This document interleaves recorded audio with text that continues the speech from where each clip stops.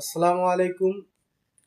অষ্টম শ্রেণীর বৃত্তি প্রত্যাশী সকল শিক্ষার্থীবৃন্দু, আজকে ভিডিও শুধু তোমাদের জন্য। বৃত্তির সবচেয়ে গুরুত্বপূর্ণ যে অধ্যায়গুলো, আজকে আমরা সেই অধ্যায় নিয়ে আলোচনা করব। আর মাত্র কিছুদিন আছে, তাই আমাদের বৃত্তি পরীক্ষা। তো আমরা খুব সহজে কোন অধ্যায়গুলো পড়লে খুব সহজেই সিকিউগুলো পেতে পারি। আমাদের এখানে বৃত্তি পরীক্ষায় 2025-এ বৃত্তি পরীক্ষায় ধরো 4টা সৃজনশীল থাকবে, সেখানে 5টা সৃজনশীল থাকবে, 5টায় আমাদের লিখতে হবে, এখানে কোনো অপশন নাই। সেক্ষেত্রে আমরা কিভাবে বুঝবো যে 11টা অধ্যায়ের ভিতরে 5টা সৃজনশীল কোন কোন অধ্যায় থেকে আসতে পারে? তো চলো ধারণা নেওয়া যাক। আমাদের প্রথম দ্বিতীয় তৃতীয় এই 3টে অধ্যায় মিলে পাটিগণিত।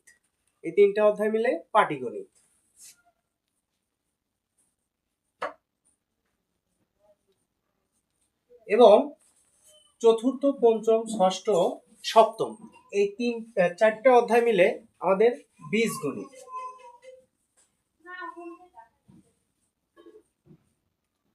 আর সপ্তম, অষ্টম, নবম এই 3টে অধ্যায় মিলে অষ্টম, নবম, দশম এই 3টে অধ্যায় মিলে আমাদের জ্যামিতি। এবং সবচেয়ে শেষের যে অধ্যায়, একাদশ অধ্যায়, সেটা হলো তথ্য ও উপাত্ত। তো প্রিয় শিক্ষার্থীবৃন্দ, আমরা এখানে মোটমাট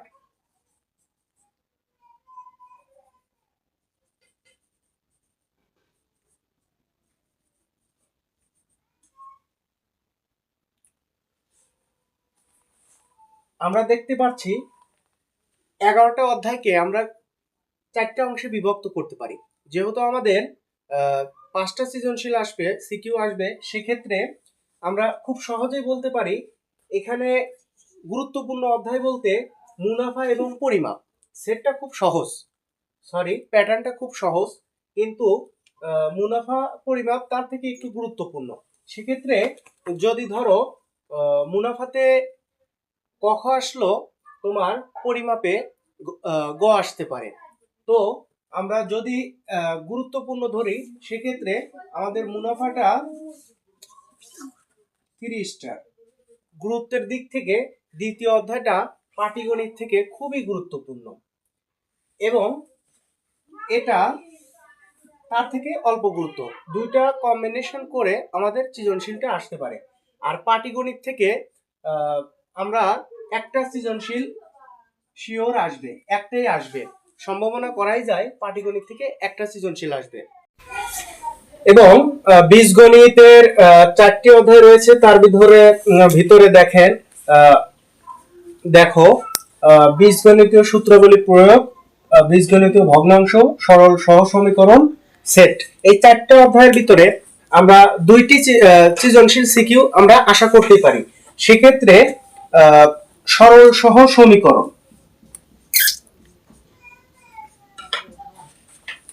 এটা আসার সম্ভাবনা খুবই বেশি, সরল সহ সমীকরণ। এবং সেট, এখান থেকে 2টি প্রশ্ন সৃজনশীল আসতে পারে, এটা বলাই যায়। এবং শর্ট প্রশ্ন এই 2টা থেকে আসতে পারে। সেক্ষেত্রে আমরা সৃজনশীলের জন্য এই 2টাকে বেশি গুরুত্ব দেব। বীজগণিতীয় সূত্রাবলীও খুবই গুরুত্বপূর্ণ, কিন্তু আমরা এই 2টাকে বেশি গুরুত্ব দিব সৃজনশীলের জন্য। আর এখান থেকে 2টি। অপরদিকে জ্যামিতি থেকে একটি সৃজনশীল আসবে। সেক্ষেত্রে তোমার চতুর্ভুজ থেকে গ আসতে পারে এবং ক আসতে পারে, এবং বৃত্ত থেকে খ আসতে পারে, অথবা বৃত্তই গ এবং চতুর্ভুজ থেকে ক খ আসতে পারে। পিথাগোরাস থেকে শর্ট প্রশ্ন আসবে।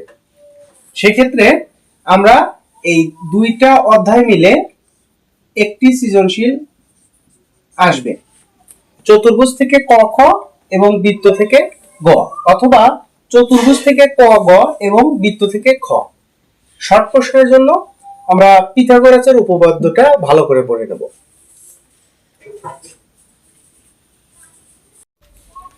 আচ্ছা, সবচেয়ে শেষে যে অধ্যায়টা আছে খুবই সহজ এবং বৃত্তি পরীক্ষার জন্য মানে খুব সহজেই আমরা 10 মার্ক একটা সৃজনশীল আমরা পাবই এবং খুবই সহজ। এই অধ্যায়টা পুরো 11টা অধ্যায়ের ভিতরে খুবই সহজ এবং এখান থেকে একটি সৃজনশীল প্রশ্ন আসবে।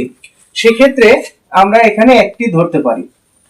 এখানে তাহলে আমাদের সর্বমোট 5টা সৃজনশীলের ভিতরে আমরা বলতে পারি পাটিগণিত থেকে মুনাফা পরিমাপ থেকে একটি সৃজনশীল এবং বীজগণিত থেকে দুটি সৃজনশীল, জ্যামিতি থেকে একটি এবং পরিসংখ্যান থেকে একটি। তাহলে 1 1 2 3 4 5 এই 5টি সৃজনশীল আমরা এই সাজেশন মতো পড়লে খুব সহজেই সৃজনশীলগুলো কমন পেতে পারি। ধন্যবাদ।